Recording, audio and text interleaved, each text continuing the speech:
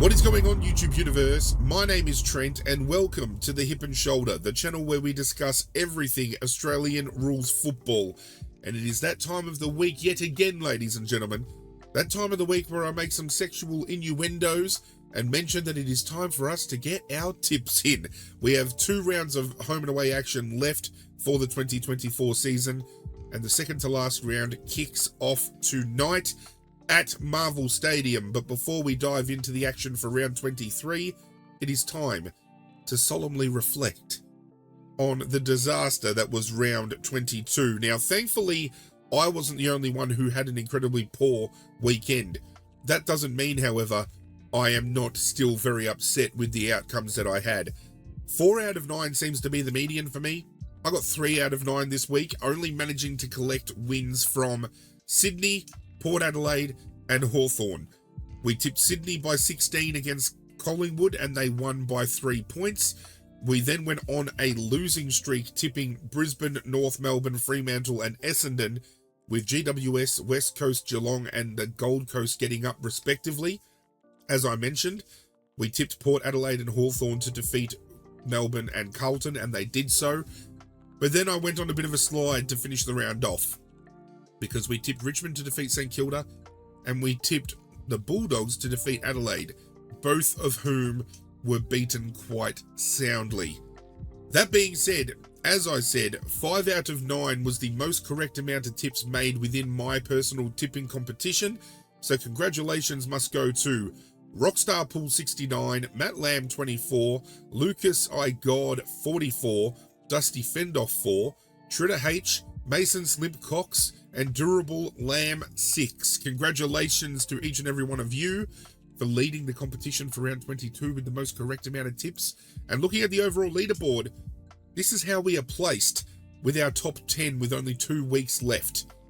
In 10th place, we have Saintly 12 on 117 total tips. Tied for 8th, we have Madge Tig 77 and Benny Craig, both on 118. In 7th place, we have Frio 90 on 119. 6th place is Team Wiggles on 120. And tied for 4th is Pommy Tiger and Some Cripple on 121.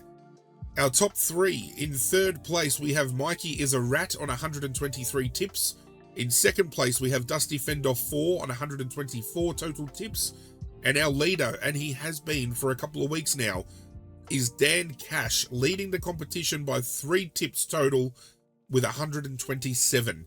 Congratulations to you guys for being my top 10 with 2 rounds to go. Special thanks to everybody who has competed in the competition up until this point in time. And another special mention to Dan Cash for holding things down up the top of the ladder. Myself, I'm in 19th place. I am currently on 110 tips. That has me placed 7 behind. I don't think I'm going to make up a gap of 7 with 2 weeks to go, but we can try. As for the format of today's tipping video and next week's tipping video as well, I'm going to be doing something a little bit different, and I would love to know your feedback in the comment section down below, because when it comes to dropping these tipping videos, I have most recently been doing them the morning or afternoon of the round kickoff, which means we have already been given the team lists heading into that particular weekend. And I thought it would be cool to kind of delay the tipping video a little bit to be able to discuss the ins and outs while we make our selections on who we think is going to win. And that's what we're going to kick off with today. Marvel Stadium, later on tonight, Essendon hosting Sydney. For Essendon, Nick Cox and Alwyn Davey Jr. have been left out of the lineup, with Archie Perkins and Sam Wiedemann coming back in. To be completely honest with you, I almost forgot Sam Wiedemann was even on Essendon's list until I saw this lineup. For Sydney, huge out with Chad Warner, Robbie Fox out as well. They bring back Lewis Melican to their defensive structures, and they bring in Corey Warner as well. Not to the same level of his brother, but still an incredible footballer in his own right. I am locking in Sydney for this particular game, even though it is being played at Marvel.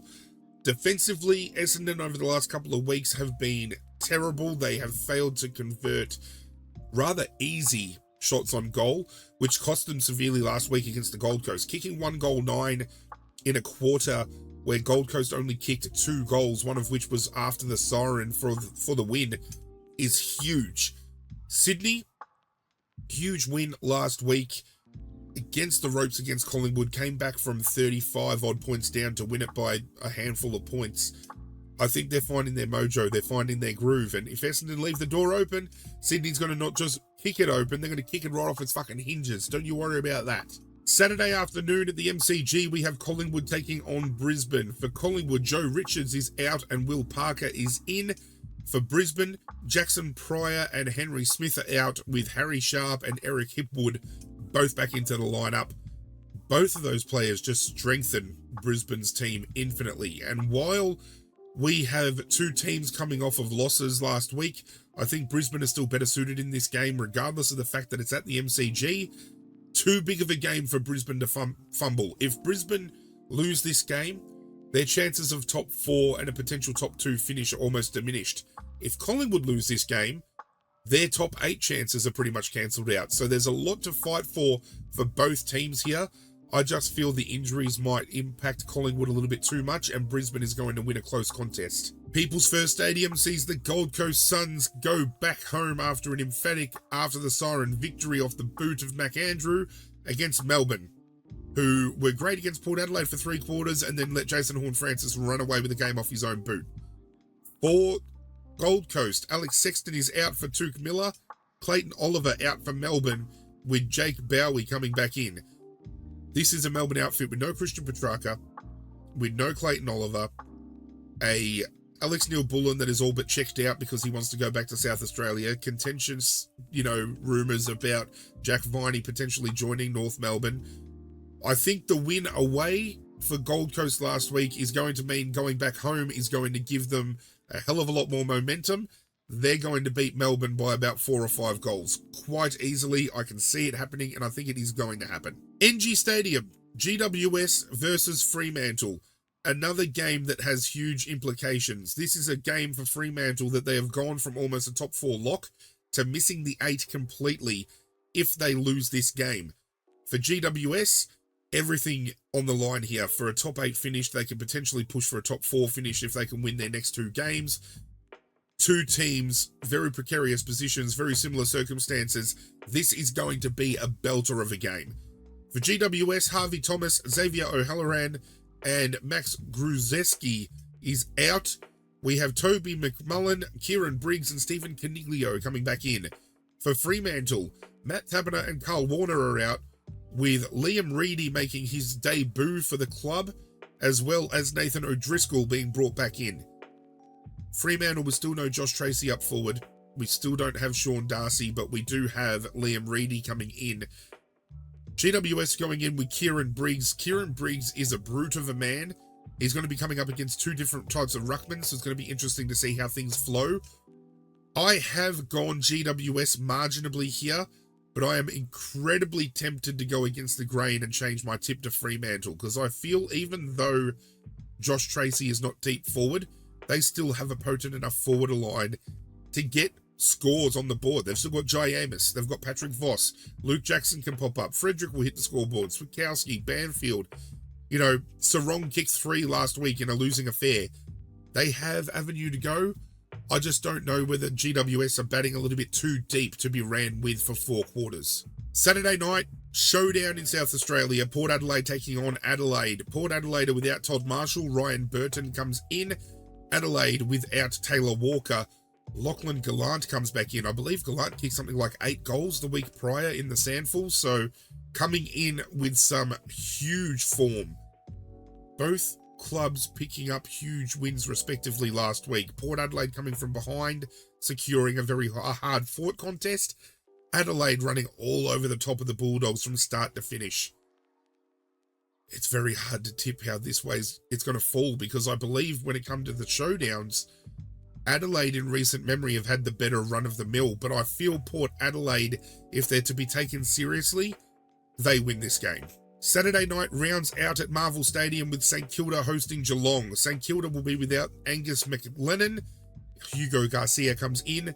For Geelong, Zach Tui and Tanner Brun both out, with Mitch Nevitt and Gary Rowan back into the lineup. Geelong on the road against Fremantle last week in Optus were absolutely sensational. St Kilda managed to get the job done quite convincingly against a depleted Richmond at Marvel. Both teams coming off of wins. Both teams playing for something a little bit different. One playing for finals, one playing for respect. I think Geelong's win last week was more noteworthy and right-homeable, so I am going to go Geelong in this game. First of 3 on Sunday kicks off at the MCG with Hawthorn taking on Richmond. Hawthorn have named Finn McGuinness, Jai Sarong and Joshua Ward in on an extended bench. Richmond have named Jack Ross, Matt Coulthard and Jacob Blight. As much as I would love to see my boys get up and win a game, it's not going to happen this week. Hawthorn dismantled Carlton, and I am worried just to see just how big of a margin this is going to blow out. 10 plus goals for me. Lock it in now. Richmond, I'm sorry, but Hawthorn are looking the fucking goods. And while I've been saying Fremantle are the dark horse of the finals, Hawthorn now in that calculation? I don't know. At Optus Stadium, West Coast take on Carlton. West Coast have named Jack Hutchinson, Jack Petruccelli. I was going to say Petrucel, but then I remembered it's Petruccelli. And Harry Edwards. Carlton will be without Adam Sard, Harry Mackay, Jack Martin, Lockie Fogarty, Charlie Curnow, and Jordan Boyd.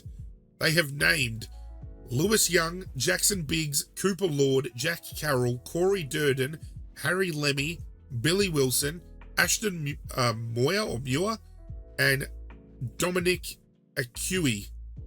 Of those names I just mentioned, 5 of them are set to debut in the AFL if selected. Huge outs for Carlton. This game, a lot of implications as well. Carlton lose, done for the year. And I'm backing West Coast to win. The final game of the round sees the Bulldogs hosting North Melbourne at Marvel Stadium. The Bulldogs will be without Nick Caulfield, Tim English and Riley Garcia. They have named Joel Frazier, Harvey Gallagher, Arthur Jones, Alex Keith, Jack McRae and James O'Donnell.